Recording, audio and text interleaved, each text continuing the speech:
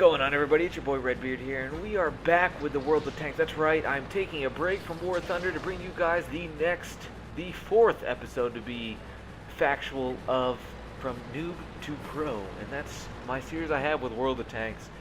And not to say that I'm actually a good player now, but I am very much improved, even from my last video. From my last video, I think I said I had around 320 to 350 games played. Well, I just catapulted myself over the 500 games played mark. Honestly, I've been a complete nerd, and I've just been shut in my house playing this game non-stop. And as you'll see, you'll notice a graphics quality change because I have 3 videos and 3 gameplays all put into this video right here. So you're going to see a graphical change because I've been messing around a lot with my settings. But I'm not going to dabble in that at all. I'm going to bring it because, as you can tell by the title of the video, this entire commentary and entire gameplay is what I've taken the next step, I think, personally, in World of Tanks, and that is knowing your situation and knowing your role on the battlefield. Now, not every situation is going to be the same, and that's why I brought all 3 gameplays, but what I want to really bring out, because I have reached the Stug in my next gameplay, and right now I'm playing the Hatcher, but look at this Stug right here in the right corner of the map.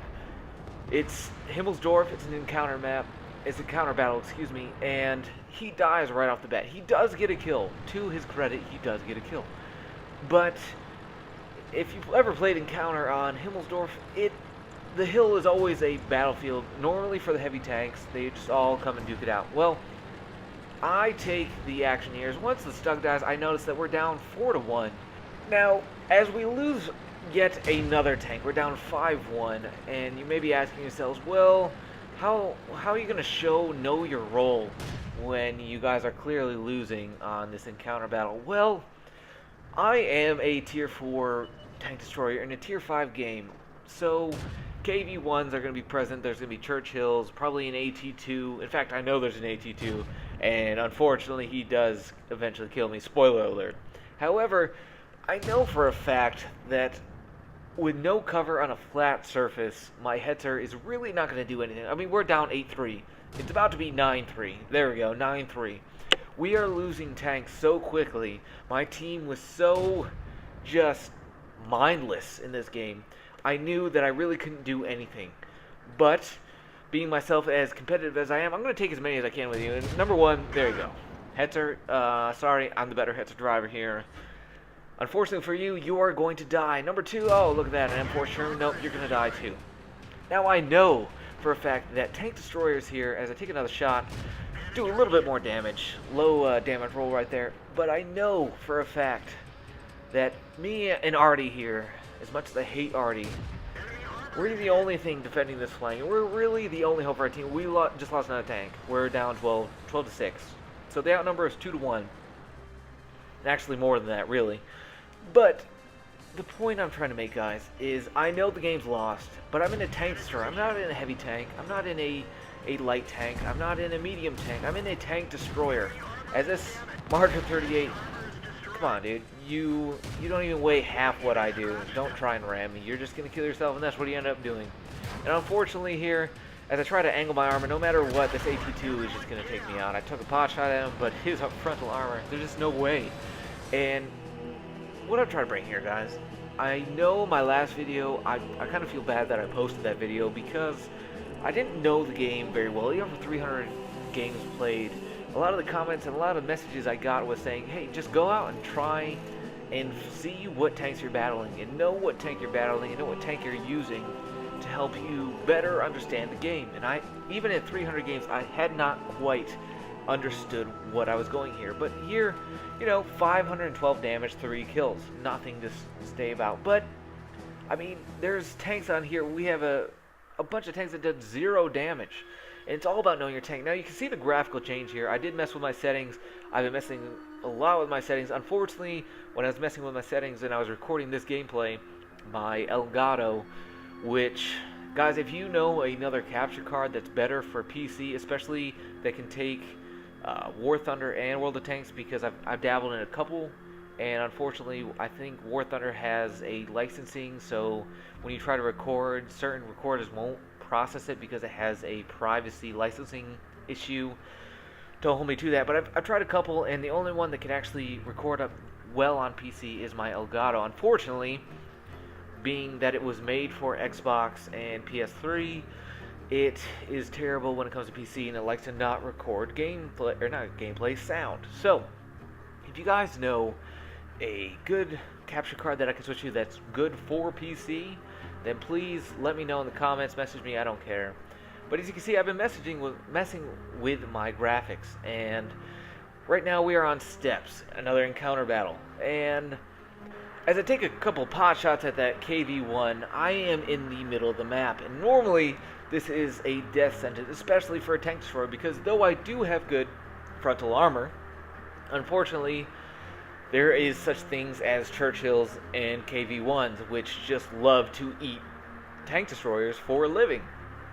But the one thing I am doing, as you can see off to my right, there is a Churchill 3. Now, being a tank destroyer, I have found, especially in the Stug, that if I follow a heavy tank, I don't stick right behind him, I don't stick to his side, but if I stay about a couple hundred meters back of him, I do very well, and that's because I am a tank destroyer, and my gun is amazing, as this M3 Lee here just takes a huge beating. As you can see, my Churchill 3 teammate here is pushing up. Now it's 2-on-1, at least to the enemy, but fortunately, though he doesn't even really know it, I am covering his back and I'm giving him fire support. And that's what being a tank destroyer, as I pick up my very first kill, that's what being a tank destroyer is really all about. You need to back up your heavy tanks. And this isn't the only gameplay I'm going to bring that shows you this, but this is one of the gameplays that I did very well. And as you can see, I'm constantly shifting around, paying attention to my map. I know right now we are technically losing, but it is an encounter battle, so anything can happen. And right here, I pick up my second kill. Whew, already a good game already, especially compared to my last. And I apologize for my last video. I'm honestly very embarrassed that I brought you that, because I didn't understand World of Tanks very well. And in just even the past 100 games, especially jumping up to Tier 5 when I could be in a potential Tier 7 match, I have finally opened my eyes. I stopped reverting to the cycle that is. And that's what I kind of want to bring to you guys. If any of you guys are still new to the game, or, you know, under 1,000, you're still struggling, just take a step back, watch some professional guys like the Mighty Jingles. He's not professional, but he dumbs things down, as bad as that sounds. He dumbs things down that into a way where you don't even have to have ever picked up the game World of Tanks, and you'll understand where he's coming from when he says angle your armor and stuff like that. But you see, guys, I'm just following this Churchill 3, and I finally realized, because that's what I've mainly been going through with my Russians, the British, and Germans. Unfortunately, I'm bringing you all German gameplay here, but I've been mainly going down tank storylines, mainly because they're good tanks. They have good guns, they have good top speeds. You know, unfortunately, their armor just isn't that great, and I finally get a nice arty kill right there. And didn't really help out the team that much, but eliminating any artillery is just a fantabulous thing. And so my Churchill 3 here, he's in a bad spot, but I know where to aim on this tank. Lower glacis, that turret has well over 100 millimeters of armor. And though I do have 150 millimeters to 192 millimeter penetration with this gun, at times World of Tanks can be trollish, and even though your gun should penetrate, it doesn't always do that. So aim for the lower glacis, less armor. You see, guys, I am learning, and I'm learning at a much quicker rate for this game. And I picked up my fourth kill, and though we're down 9-11, I think we're in a good spot. At least I thought we were, until not one, but two Wild Stug 2s appeared. And unfortunately, guys, just like in the last video, it doesn't end well. And as much as I do try here, and I do have... we had a Hetzer there, he gets killed. It's just me and the Churchill. And unfortunately, guys, two full health Stugs versus a full health Stug on my own. I did very well preserving my health there, but I let the Churchill take all the potential damage. I missed two shots right there. I could have probably got one of the Stugs had I not rushed the shots, but, you know, panic can cause you to die. Unfortunately, it does there. We did end up losing that game. It's unfortunate. I thought we were actually going to pull out a come from behind victory, because I was just following that Churchill, and he was doing a lot of the scouting, but I was packing a lot of punches. You'll see how much damage I did. I did almost 1,200 damage with 4 kills, which the guy I was following, the Churchill 3, did almost 1,100. So, pretty much, as you can tell by the scores, the Churchill 3 and I were the only ones putting in work on our team, which was unfortunate, but it was actually good on our parts. We worked together, even though he didn't know I was working with him. Being a tank destroyer, I just followed around. And so I'm going back to my Hetzer gameplay here. As you can see, the graphics quality gets a little bit worse. Unfortunately, I didn't know how to mess with the graphics as best as I did now. So, pay attention to this Stug driver right here. I keep mentioning Stug drivers. Well, every time I get into a game, I always have this friendly Stug on my team. And unfortunately, most times they're like this guy. I don't know what he's doing right now. He's just trying to ram me. Maybe he's trying to be nice and push me along, but I'm in a Hetzer with the fully upgraded engine, so he really can't go that much faster than me. But we both have our upgraded guns, so we both can deal a lot of damage if we play smart. And unfortunately, this had been, probably like the second or third time I played this map, and I don't even really remember the name because it never comes up in the rotation, at least when I play. So I can't bring you guys the map name. I'm sure any of you seasoned World of Tanks guys will know the map. But I decided to go the southerly route. And this, from even just my 2 or 3 games played on this map, I know the heavy tanks go this way. Light tanks like to go, light tanks and tank destroyers like to go north, with a couple heavy tanks, a couple tank destroyers going middle, and then the bulk normally goes south. So I'm coming in here, and our heavy tanks moved to the front, including our tank destroyer, our friendly Stug there that I had no idea what he was doing, but just watch the way he plays compared to what I'm playing right now. We're both in tank destroyers. He's a tier above, but as I brought you in that Stug gameplay from previous, I do know how to play the Stug, and I know how to play it very well. Unfortunately, this guy, he just thinks that with his his 80 millimeters of frontal armor, he'll just sit out in the front and take on 5 heavy tanks, which makes absolutely no sense.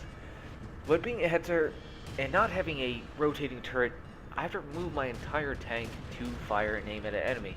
And though the Hetzer has a very good, and I don't pick up any damage, I swear guys, World of Tanks just trolls me all the time. I'll say I knock out something critical, which is great, but I'd like to do some damage too. But unfortunately, I just do damage all the time. And if I don't do damage, it's just a bounce or a non-penetration, or I do something critical, and it's normally when I could have really helped out the team. But back on track. Yeah, I don't know what that Stug guy even was thinking. I mean, he's in a Stug. It's a good tank, don't get me wrong. We're in a tier 6 game, he's a tier 5 tank. I'm low tier. I know that if I take my Hetzer out and try and do what that Stug just did, I'm going to get one shot. I'm knowing my luck that KV2 will be right there and he'll just one-shot me no matter what. I'm sticking right here, and though I'm really not helping out the heavy tanks on my team as much as I could be, the way this map is laid out and the way I would have to find a already destroyed tank, probably that Stug, sit behind him, find a nice crack in between the wreckage, I would already have been shot right there. 0.37 accuracy, and I still get let down right there.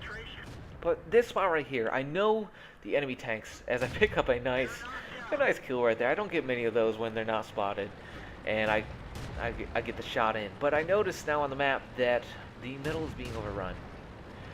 But what I'm trying to say, guys, is I know I'm in a tier 4 and a tier 6 game. I can't do much. I'm a one-shot kill for a KV2, a KV1, KV1S, a Churchill 3. You know, I'm not a one-shot kill, but I know that he will kill me before I even do a lick of damage on him, especially if I'm facing him from the front. So I stood back, and I knew there was a little gap right there, and the enemy heavy tanks had to go past that gap, either to move forward to fire or to retreat in case they got shot. And I knew I could just continually do 90 to 110 damage, and over time it would work, and I would eventually chip down and help the team out. And oh man, surprise butt sex. I know, I love watching the Mighty Jingles when he says that. He says, surprise, it's me. And I'm not going to come up and take a thing, but whew, that's all I could honestly say was, surprise, it's me. And the best impersonation of the Mighty Jingles I could ever do. But guys, I only get 2 kills in this game. I'm not even going to spoil it for you, but we did get the win. And I didn't do that much damage, but I'm in a tier 6 game. and I am the only tier 4 tank on my team. And what I'm trying to get at, guys, especially you new players, right? There's going to be times when you're a tier 3 or a tier 4 tank in a tier 6 game, or even if you're up in the tiers, you're in the tier 7, you might be a tier 7 in a tier 10 game. Who knows? You know, World of Tanks has a way of just sometimes giving you the worst luck, and especially with matchmaking. And even when you have premium tanks, it doesn't always work well. But I'm playing completely free, not a cent put into this game, unless you count time as money. So, for us free players, you know, we're not going to get that preferential matchmaking, unfortunately. But if you know how your tank is, and I see a lot, even if you're a light tank driver, you know, you don't always have to just rush the enemy spawn right off the map, right off the bat, and go get yourself killed. Maybe sit back for, you know, a couple minutes, wait for the enemy tanks to go towards the middle of the map, get in their defensive positions, and then rush out. And at least your death will help out the artillery, or at least your friendly team will be, you know, aim down sights and be ready to actually do some damage to the enemy team. I see it all the time. I see people in Hetzers, Stugs, you know, SU-85s. I just see them and they're just not playing the way Tank Story should be played. And it took me a while. In my last video, I was just not playing well. And it's not because I don't think I'm a bad player at World of Tanks. It's just I was still very uneducated. I was very raw at the game. And now with 500 games under my belt, I think I'm a much better player. And I don't always win. And unfortunately, World of Tanks, unlike games like War Thunder, or I don't even want to bring in like a game like Call of Duty into this because it's not even in the same category. But those types of games, you can do well by yourself and carry a team. Unfortunately, in World of Tanks, it doesn't work like that.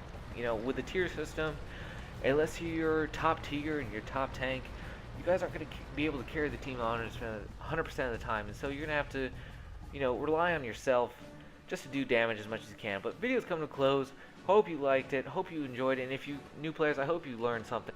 So thank you for watching, and until next time, I will see you on the battlefield.